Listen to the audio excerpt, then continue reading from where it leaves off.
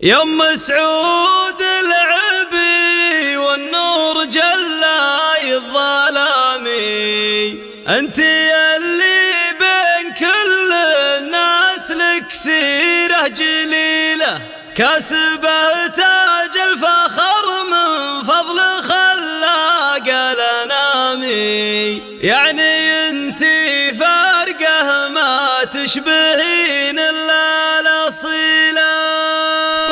وحصريا على زفاف. يا ام سعود العبي والنور جلاي الظلامي، انت يلي بين كل الناس لك سيره، كاسبه تاج الفخر من فضل خلاق الانامي، يعني انت فارقه ما تشبهين الا الاصيله. على زفاف انغامي. يا ام سعود العبي والنور جلاي الظلامي، انت يلي بين كل الناس لك سيره جليله، كاسبه تاج الفخر من فضل خلاق الانامي، يعني انت فارقه ما تشبهين الا الاصيله.